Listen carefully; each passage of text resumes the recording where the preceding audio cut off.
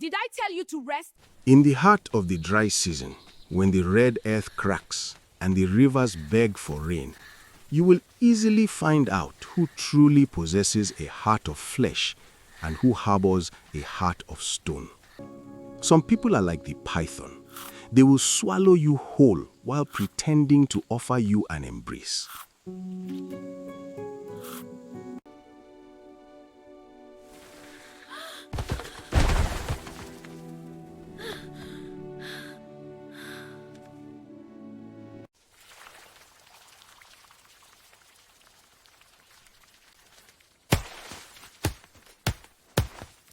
Did I tell you to rest, you worthless weed? The fire in the kitchen is dying. If my husband's evening meal is late, you will sleep in the forest with the spirits.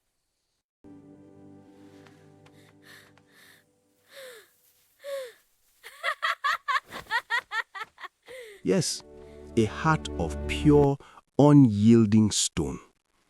But how did the house of Obi, once the happiest in the village, become a prison of tears? Listen, and I will show you. Welcome back to the fireside, my children. Gather your stools closer. Today, I will tell you of Ada, a girl whose heart was as pure as a mountain spring, and Chinyere, a woman whose jealousy was a wildfire that consumed everything it touched. There was a time when laughter echoed through these walls. Obi, a prosperous farmer, and his first wife, Neka, were blessed with a daughter whose spirit was as bright as the morning star. Neka was the jewel of the village, known for her open hands and kind words. Under her care, Obi's compound was a sanctuary of peace. But the joy of mortals is a fragile thing. When a sudden, mysterious illness took Neka to the land of the spirits, the sun forgot to shine on our village. The women wailed until their voices cracked. Obi's yam barns remained full, but his soul was entirely empty. He wandered his compound like a ghost. The elders, seeing his deep despair, urged him to take another wife. A home without a mother, they said, is like a soup without salt. And so he brought home Chinyere. To Obi, she presented a face of pure honey. She promised to heal his broken home, to wipe the tears from his eyes, and to love young Ada exactly as she loved her own blood, Chika. But a snake does not give birth to a dove. The moment the master of the house turned his back, the honey soured into bitter gall. Chinyere had no love to give, only a dark, consuming jealousy. While her own daughter, Chika, was fed the choicest meats and paraded in fine silk, Ada became a slave in her father's house. She was sent to fetch water before dawn. She was made to weed the massive yam farms under the unforgiving sun. She was fed only the burnt scrapings from the bottom of the pot.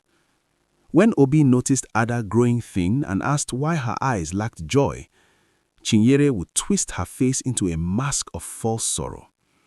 "My husband," she would lie smoothly, "the girl refuses to eat. She is stubborn and ungrateful for my care." Obi, blinded by grief and a desire for peace, believed the lies, and so Ada suffered in silence. But her spirit did not break, and that quiet resilience was what Chinyere hated most of all. Chinyere wanted more than Ada's obedience. She wanted to steal Ada's bright, God-given destiny. One moonless night, when the village was fast asleep, Chinyere traveled deep into the black swamp, navigating through twisted roots and the glowing eyes of crocodiles, seeking the forbidden magic of the ancestors.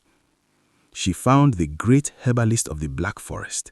For a heavy pouch of cowries, he gave her a charm forged in pure malice, a heavy beaded necklace that pulsed with a faint unnatural red glue. "Your daughter must wear this," the herbalist whispered. "As long as it rests around Chika's neck, it will drain the beauty, luck, and life force from the orphan girl, drawing her bright destiny directly into your own blood." Chinyere placed the charmed, pulsing necklace around Chika's neck. As the weeks passed, Ada began to wither like a flower deprived of water, while Chika glowed with an unnatural, radiant beauty. But the ancestors do not sleep. The eyes of the spirit world are always watching the deeds of men. During the peak of the Harmattan season, when the cold wind cuts through the trees like a knife, Chinyere's wickedness reached its final deadly peak. She woke the frail, exhausted girl in the middle of the night. She commanded Ada to go to the Forbidden River, a sacred place where no human dared to walk at night, and fetch water from the very center of the deadly whirlpool. "If you return with an empty pot, do not come back to this house," she hissed. It was a death sentence disguised as a chore. Terrified and shivering, Ada ran through the pitch-black woods.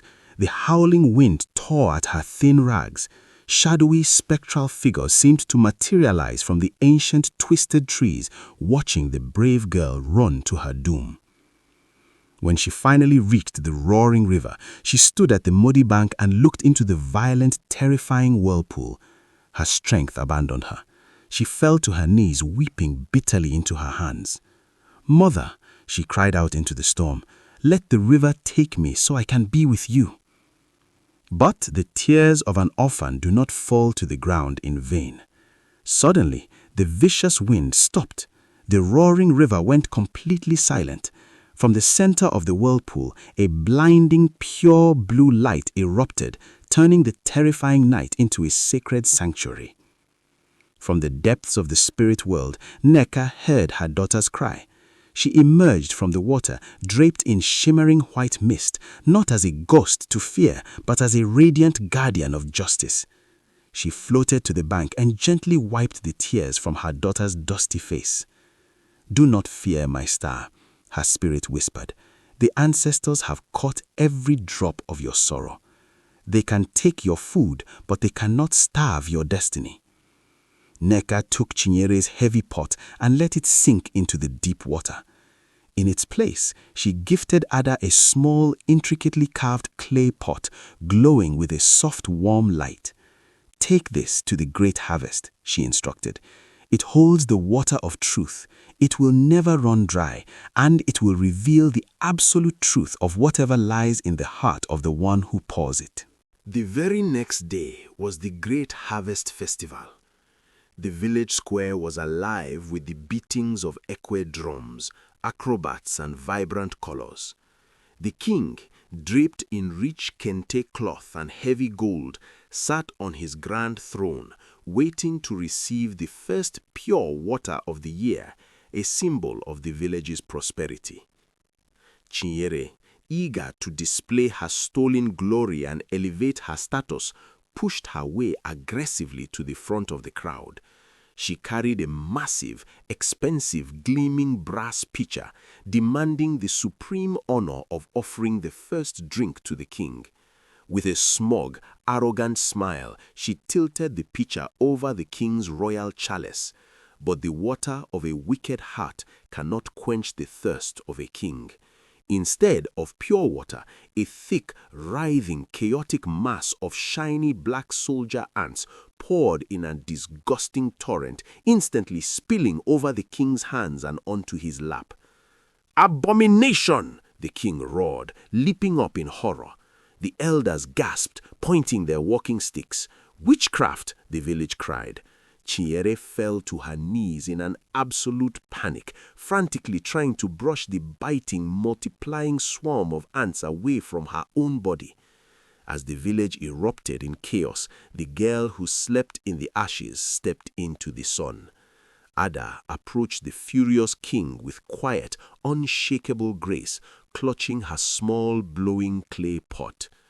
"Wash your hands with the water of truth, my king," she said softly. She tilted the small pot over a clean basin. As the liquid flowed, the crowd froze in utter shock. A spectacular, dazzling stream of sparkling diamonds, pristine cowrie shells, and solid gold coins poured rapidly from the small pot, filling the basin to the brim. The king was amazed. "This is the wealth of the pure," he declared. And with those words, the justice of the ancestors was unleashed. the dark magic, meeting a power infinitely greater than itself, violently turned inward. The charmed, dark, heavy beaded necklace around Chica's neck suddenly shattered into 100 pieces.